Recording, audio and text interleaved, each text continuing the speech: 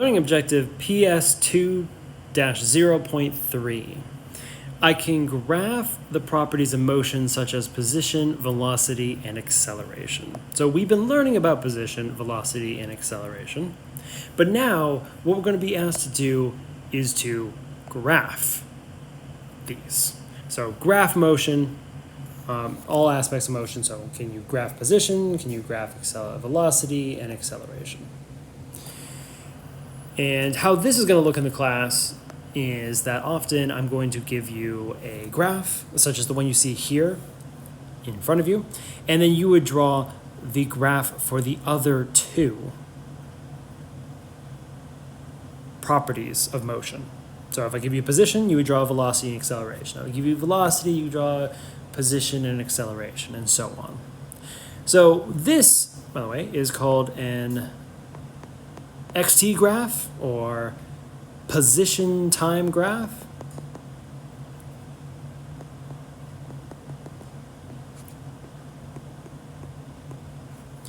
What this is plotting is the position of an object denoted by x over time, denoted by, well, obviously t.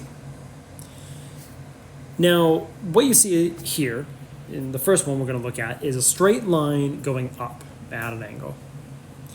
What does this actually represent? It's hard for students to quite grasp what it represents. So here what I'm also going to do is draw a picture of this motion. So this motion, to me, I can picture this motion from this graph. And that's the skill you're going to develop. You're going to be able to look at a graph and know what's happening to an object at any given time.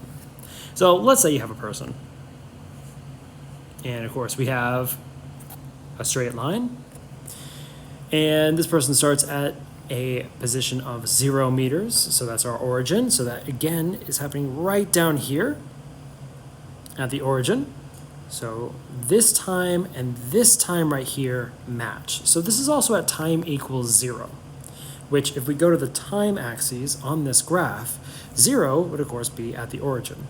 So this point right here is described by being at 0 meters at time equals 0. Now let's say time goes on.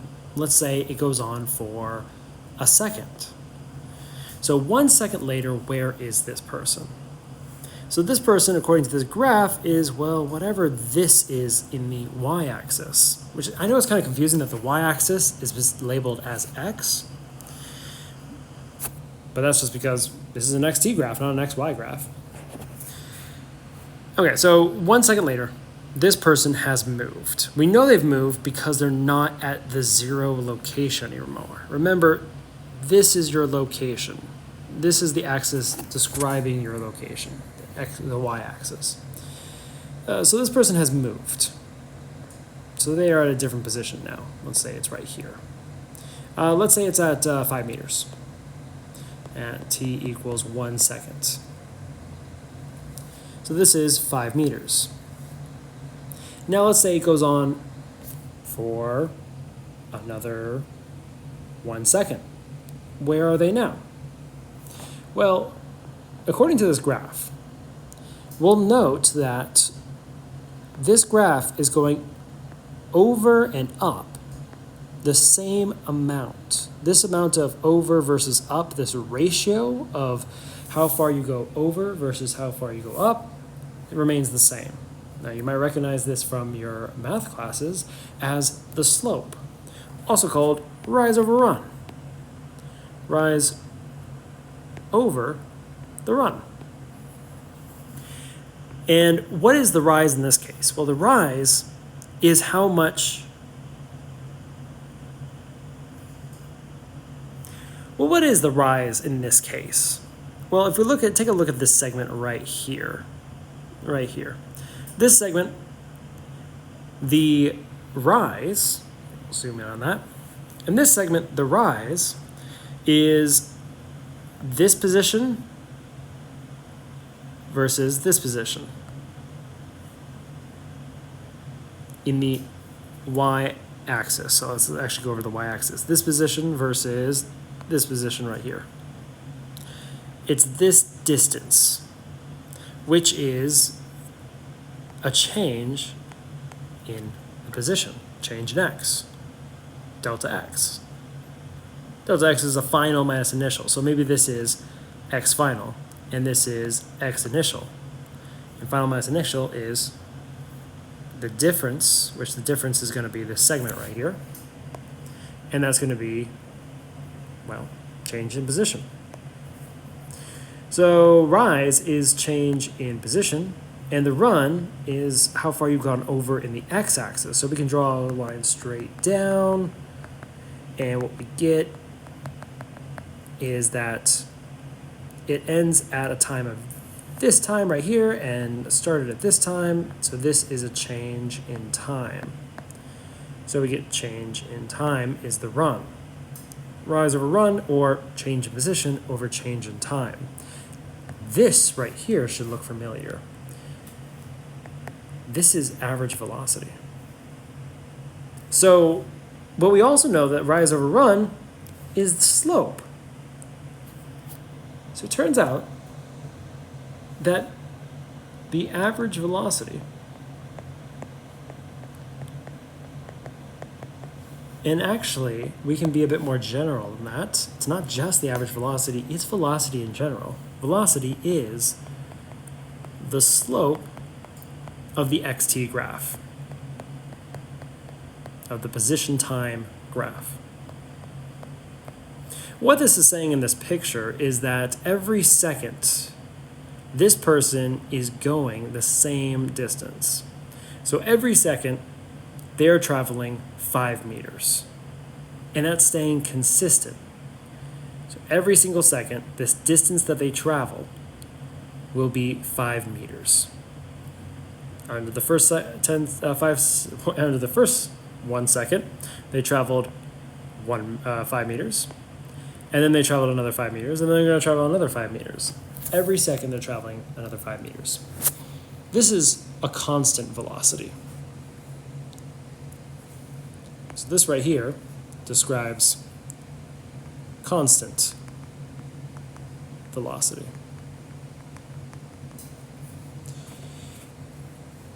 And it's constant velocity because the slope of this graph never changes. On a straight line, that's actually what defines a straight line. The slope is not changing. So the velocity is not changing. Since velocity is the slope of the xt graph, if the slope doesn't change, the velocity isn't changing. This is constant velocity. So what does constant velocity look like on its own graph? Like, let's go over to a velocity time graph. So now we have a VT graph. So this VT graph, or velocity time graph, is showing how the velocity is changing over time. Now we just described that this is constant velocity. And constant, of course, means it's not changing. So the value of velocity should not change the entire time. And what we have here, as you can see, is constant velocity. It's not changing. How do you draw something that's constant on a graph? You draw a straight horizontal line. Because at every single point, it needs to be the same value of velocity. And we can actually figure out what that is, because we're going 5 meters every 1 second. So this would be 5 meters per second. 5 meters per every 1 second.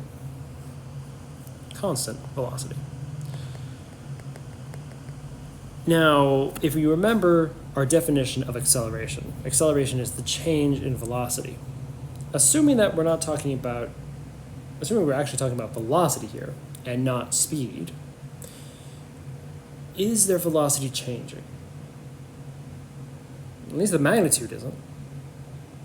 If we ignore the fact that it could be changing directions, so as long as we're talking about in one direction, is the velocity changing?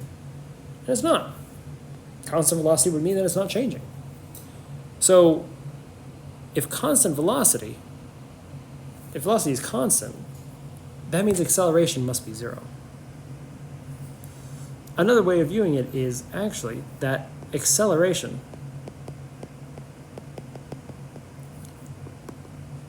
is the slope of the velocity time graph. Why does that make sense? We can go back to our definition of slope is rise over run. If we're talking about this graph, the rise, the y-axis, would be a change in velocity. So delta v. Over the run would be delta t. But of course, that looks very familiar. That's average acceleration. But again, that was rise over run, which is the definition of slope. So it turns out acceleration is the slope of the velocity time graph. And this slope, you should recognize from your math class, is 0. So let's draw in what the slope, or let's draw in what the acceleration would be. The acceleration would be a horizontal line on the x-axis. It's staying 0 the entire time. Constant velocity means acceleration is equal to 0 meters per second squared. All right, let's take another example. In this example, we're going to be going from a velocity graph to a position graph and an acceleration graph. I've already drawn in the velocity graph. So let's try to understand what this is describing. First off, I'm going to segment this velocity graph out into this first part in the positive region and this second part in the negative region. So positive region is going to be red, negative region is going to be blue. What's happening here? Let's try to get a picture of what's happening. So I'm gonna go, of course, draw my little stick figure over here.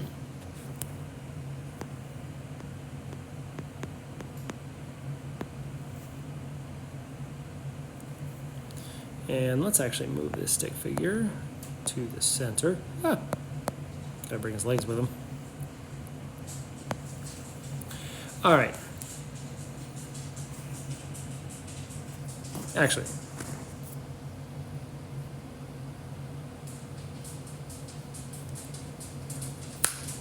let's try to get an idea of what's actually happening here.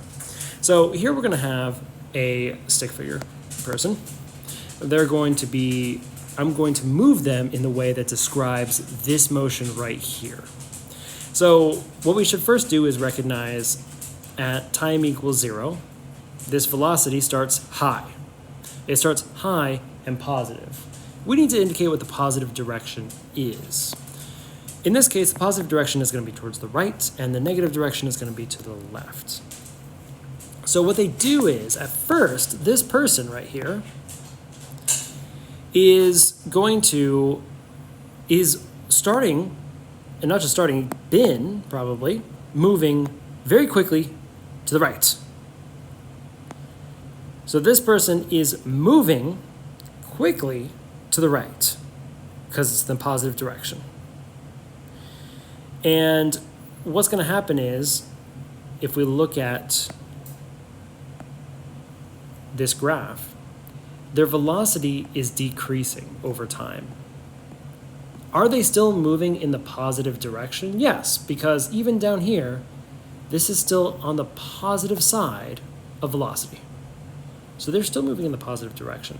But are they moving very fast right here? No, because look at the value of velocity. Maybe this is 1 meter per second, but this is like, 20 meters a second. So they're moving fast at first, but then slow down. So what does that look like? So they're moving fast at first, and then start slowing down, and slowing down, and slowing down, and slowing down, until they stop. And why is it we know that they stop? Well, that's because this graph hits 0. This graph goes through the x-axis, which means the velocity at some point is 0 meters a second. So they stop, but only briefly. In fact, they don't spend any time at all in staying there. It's instantaneous, we would call it in physics. And then they go past the x-axis. And when they go past the x-axis, they're now in the negative region, which means now this person is moving in the negative direction. So this person starts moving in the positive direction, stops, and then as they pass through the x-axis, now they're in the negative region of velocity, which means now they're moving in the negative direction. And of course, let's simulate that with a little person over here. Our little person is now moving to the left. Now, do they start off very fast? No, they don't start off very fast. They start very slowly at first. And then they start picking up the speed and picking up the speed and picking up the speed and going really fast at the end. And how do we know that that is the case? Well, we go back to the graph. They start at a very low velocity. Remember, this might be like -1 meter a second. It's not very fast. But then they're getting faster and faster and faster and faster. Because the further away you are from the 0 point, from the x-axis, the faster you're going. And this kind of just makes sense. If this was a person running, and they're going to run first to the right, then the left, they're going to need some time to turn around. So they're already running, they're going really fast, and then they're going to start the turnaround process, and they're going to slow down, stop, and then start heading back to the right.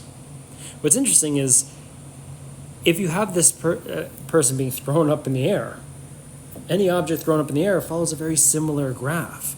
Because at first they're going very fast, and then they slow down, and momentarily stop before reversing directions and picking up speed again. So let's do the easy one first. Students always find acceleration to be fairly easy.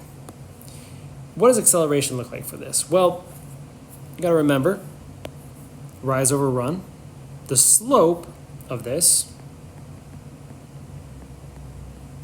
is going to be our acceleration. The slope of this graph, the slope of the velocity graph, is going to be the value of the acceleration graph. And the slope is always negative here. So the value of acceleration is always going to be negative. So it is, in fact, a straight line in the negative region, some value, whatever this value may be. Now notice, I haven't given any values to this. What I'm doing here is not actually graphing, it's sketching a graph. I'm just sketching what the shape of the graph should be. It doesn't have to be perfect. If I want it perfect, I can get the data points and plug it into a software that would graph it perfectly. But here what I care about is whether we understand the shape of the motion, the general characteristics of the motion, what the motion looks like if you were to graph it.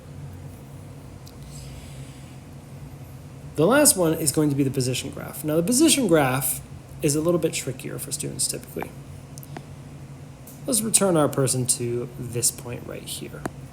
And let's call this point the 0 point. Now there's nothing in the velocity graph that says the person starts at 0. This person could have started all the way to the right at 100 meters away from wherever we called the 0 point. But they didn't, because we're going to obviously call whatever time equals 0 the 0 point. It just makes more sense to do that. If you read a physics problem and they describe the object being at another position that's not 0 at time equals 0, then don't do the step where you set their position to be 0 at time equals 0. If it's not explicitly stated in the problem, then you're going to want to put position equals 0 when time is equal to 0. Okay, so let's start with that. Again, we're going to color code this. So in the red section is going to be the first half, and the blue is going to be the second half. So this person starts off at 0, and they're going in the positive direction. And they're going very fast in the positive direction. So what I'm going to do is draw a line going up, rather at a steep angle. That represents someone going fast. And why does it represent someone going fast? Well, remember the whole idea of the slope, rise over run. A line that is more pointed up and more vertical, closer to vertical, has a higher value for the slope. And since it's going up as we go from left to right, it's positive. That would describe a positive large slope.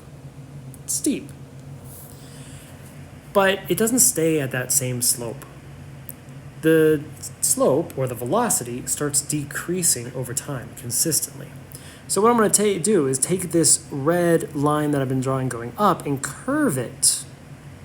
I'm going to start curving it to where it's not as steep going up.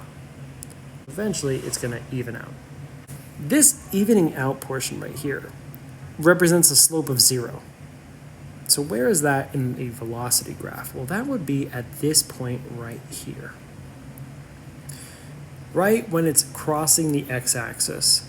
That is when the slope of the position graph is 0. So now we are in the negative region. So we're going to draw this in blue going down like this. Probably don't want to end it completely vertical. So probably something more like that. There you go. What's confusing for a lot of students is they see this negative portion right here, and they think that that means they must be in the negative position. But they're not. They're just going in the negative direction. The value of the velocity does not relate to where you are in space, because you could be anywhere going at any speed. All that velocity relates to the position graph is the value of the velocity is equal to the slope of the position graph. So let's just take right here, halfway through. We're going to draw a tangential line to this. The slope of this line, the rise over run of that line, would be this value right here. Let's take another one that would be fairly complicated for students. This is going to involve a velocity that is changing, but not all the time, just changing instantly.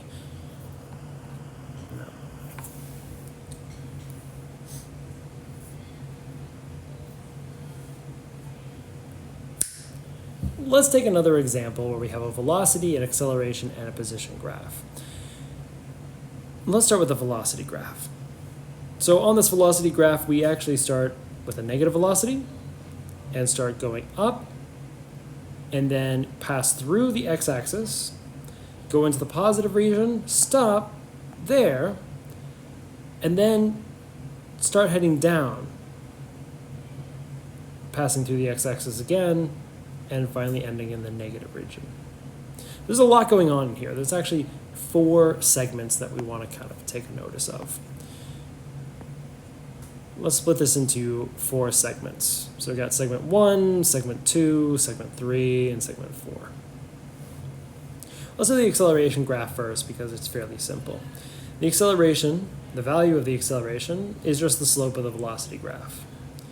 The velocity graph starts off with a positive slope and then only changes right here between segments 2 and 3 to become a negative slope. That's it. So we start with some positive slope, and then we instantaneously change it. This would be called a jump discontinuity in math, and instantly change it to some negative value. This doesn't usually happen in physics. We don't have an instantaneous jump in acceleration. It could be a very, very steep line going down, so it seems almost instantaneous, but it does take some time to increase your acceleration. All right, now let's talk about the position graph, because this one is always a bit harder for students to draw. And we can have the help of our little assistant here and the track that they're going to be running on. And of course, let's set to the right positive and to the left negative. So what's happening here? This person is starting off with a negative velocity.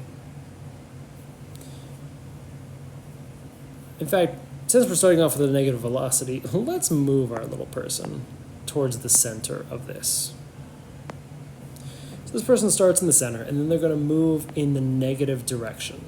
So they're moving in the negative direction, and they're starting off very fast in the negative direction, very fast in the negative direction, and then they start slowing down and slowing down and slowing down until they stop. And when they stop, that correlates with when they cross the x-axis. So that is the entirety of this first segment. They're going to the left very fast at first, and then slow down until they stop at some position. Now, they're going in the positive direction. All of this is in a positive velocity, so they're going in the positive direction, which we called the right. So then they're going to be going to the right. And they're not going fast at first because they just started in the center.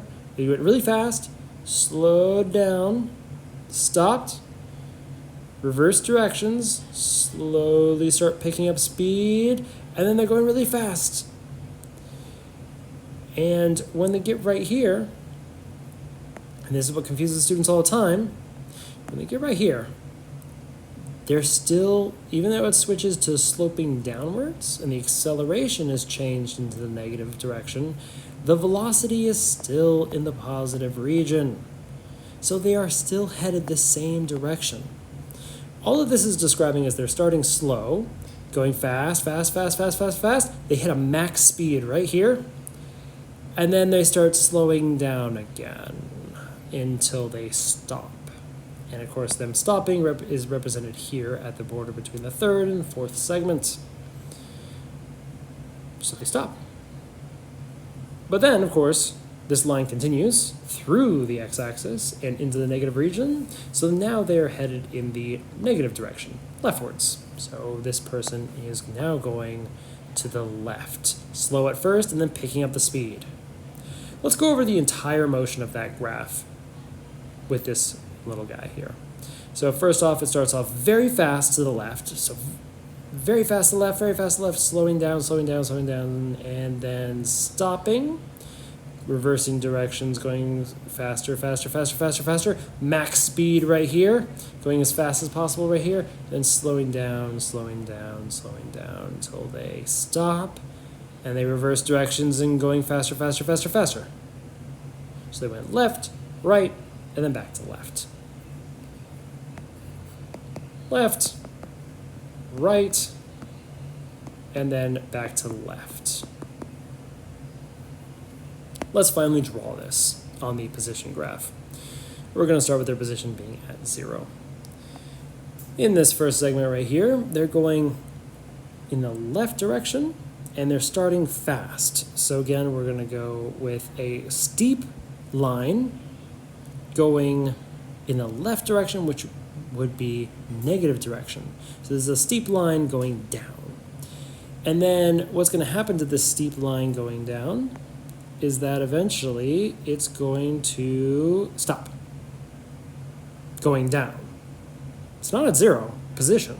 It's at some position somewhere else. That would be this person going fast at first and then slowing down and then stopping. That is the segment, the entirety of the first segment. This first segment is just going to the left, very fast at first, and then slowing down until where they stop. Then they start going in the other direction. But they're still, what's important about this is, even though they're now switching directions and going backwards, or back to the right, they're still to the left of where they started. They haven't gone back to where they started yet. They're going in that direction, but they haven't gone back there yet. So then they start going to the right and faster and faster and faster and faster until they reach their maximum speed. So their maximum speed is the steepest this line gets. The line only gets so steep. That would be represented at this point right here, or right at the border between the second and third phase of the motion. All right, so if they hit their maximum speed there, their velocity starts decreasing after that. What does a decrease in velocity look like on the position graph? Well, it looks like the line is going to start curving to where it is a slope of 0. And again, where does the slope of 0 occur? It occurs right here in the border between the third and fourth segment. So this would be the entirety of the third segment up to right there. And then we're going to have the fourth segment. Actually, my line might go through that. So then we're going to have the fourth segment. Now, I didn't do as good of a job of scaling these, which is why I've put in the little markers to indicate how they're related to this graph over here. But we're not graphing, we're sketching the graph, which means we don't have to be perfect, we just have to get the general shape and be able to explain how the motion is changing. So what's happening is this graph is going to start going down like that. Why? Because, well, it's in the negative direction now. Finally, I'll leave you with 4 practice problems. So for each of these graphs, what you're going to do is you're going to take the graph that I give you and then make the other 2 properties of motion. So for example, we start with a position time graph. So you would be responsible for a velocity time graph and an acceleration time graph. And I've even color-coded 2 different segments to pay attention to here. This graph to the right, is not the graph that corresponds to the one on the left. It's just another problem. So I guess I could have numbered these 1, 2, 3, and 4. So for each of these graphs, if I give you a position graph, you're going to draw velocity and acceleration. If I give you a velocity graph, you're going to draw position and acceleration.